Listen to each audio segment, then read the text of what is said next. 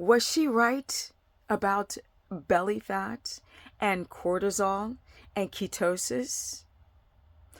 This is another commentary video, so let's get into it.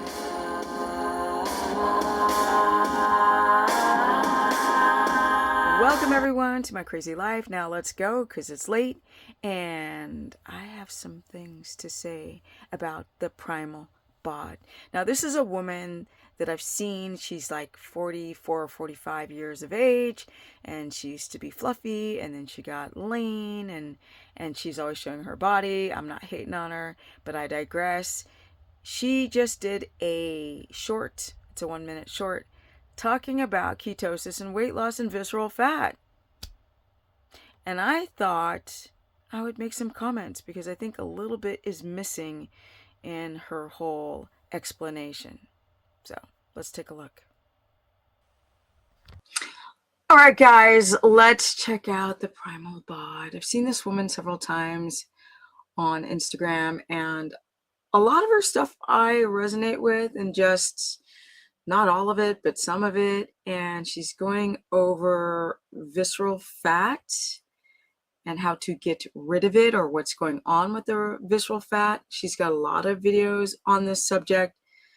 I think I want to put more context to what she is saying to make it make sense. Let's take a look. You probably heard belly fat is a sign of stress because you produce a lot of cortisol and that makes you grow belly fat. But what I've noticed in the women that I've helped is that it doesn't. Okay, so let's talk about that. How is cortisol being associated with belly fat? Okay, because you can say like very general comments and people still will not understand. Okay, when your body is stressed out, or you don't get enough sleep, or your blood sugar is too high, or you're having a histamine response, or heavy metals, or you don't sleep well, or you don't have the right dietary rhythm or circadian rhythm, whatever the stress is on the body, your body can release cortisol. Cortisol is designed to raise your blood sugar. It's meant as a way to wake up in the morning, but that's towards a circadian rhythm. Or it is designed to run real fast from danger, because our bodies do not understand that we live in the modern time. So every time we're stressed, our bodies think that we're running from some type of danger or dealing with something critical. It's not just like the modern human reads a text and they start going through this whole cortisol response. Yes, so cortisol is going to secrete adrenaline, and this signaling is going to raise your blood sugar by breaking down amino acids. That's protein, skin, tendons, reproductive system, collagen under the skin, and it is going to start breaking things down to then convert into glucose so you can have quick energy. That's fine, sure, not a problem. But if you're doing this all the time, not dealing with the stress, and stress can be manifested in 100 ways. Now you're having elevated blood sugar. And elevated blood sugar must be addressed because too much sugar in the bloodstream outside of the cell is damaging. So your body releases insulin to grab that sugar and either store it as fat or burn it as energy. Now that depends on the person. Do you have enough muscle? Because lean muscle is going to have GLUT4 receptor sites, and your body's going to burn that off as fuel. But if you don't, and you are making too much sugar that then your body can actually utilize, it gets stored in the closets of your fat cells. It's like just throw that crap into your fat cells, which then you have this triglyceride production and you start growing fat. That's what she didn't say, but let's listen some more. Really matter where your fat is on your body. Most women are just freaking stressed. I really don't see that as stress fat. I see it more as a.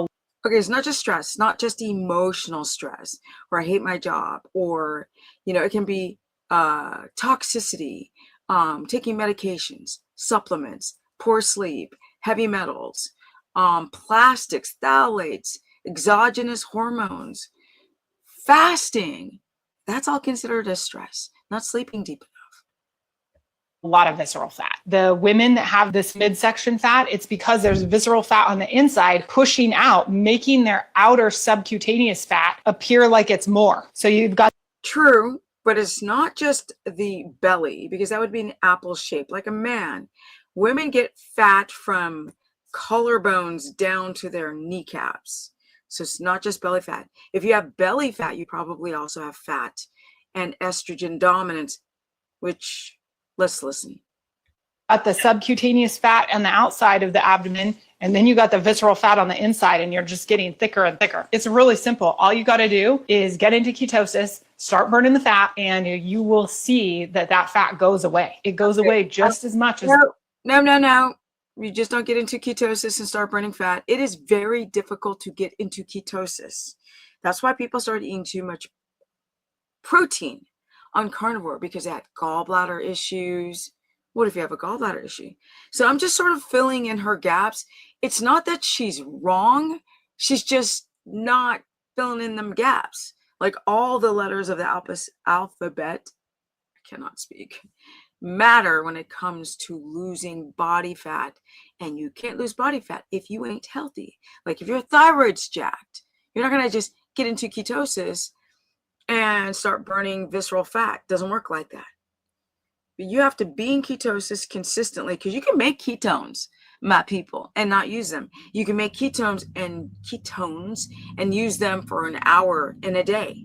Now, you got to be using ketones 95% of the day, not an hour out of the day. Let's listen to some more. I wish ketosis was that simple, because it does help burn visceral fat.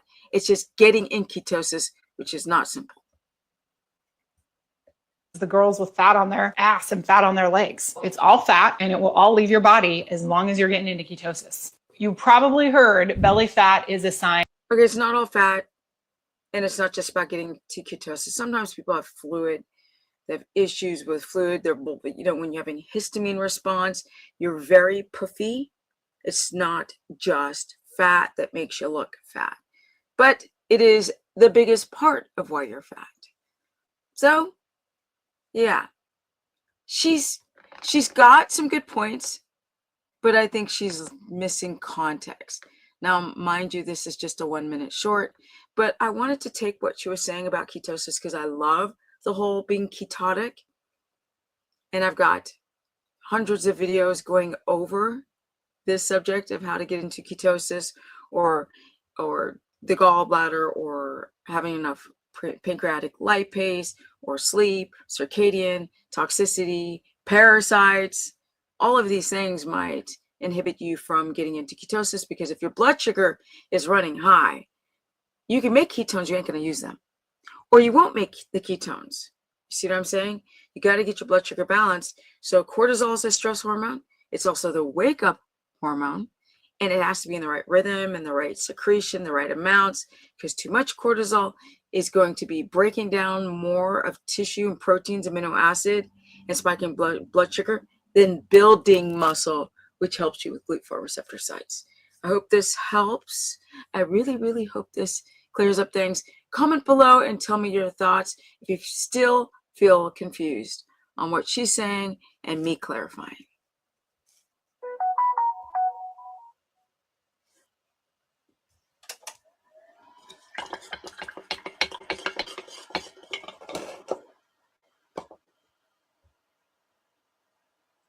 Come on, end. Oh my God. Shall we make it end? And there you go. Another commentary video. And more is coming, because I think that these gurus need some context. Now, this woman from the Primal Bod, she has a lot of good things. Now, some of the stuff that she says I don't exactly align with. Sometimes I think she just doesn't say the whole thing. Too many little things are missing. But yes, if you get into ketosis, you can access those stubborn fat cells, right, that are developing and creating estrogen, estrone, your blood sugar's out of control, the thyroid. She believes that everything is just insulin, but I don't. I know it's also estrogen dominance. I also know it's, your lymphatic system. I also know it's histamine, and I also know it's not enough for receptor development or sleep or your thyroid. It's not just insulin, because that is a big part of it. Blood sugar and insulin is a big part of it. But losing that visceral fat is way more than getting into ketosis, and it's not easy to do, which is why you can go and check out several of my videos explaining how to get into ketosis or how to avoid the pitfalls of eating too much protein on carnivore, not enough fat, priming, fasting, and all those stupid things that is very much promoted out there.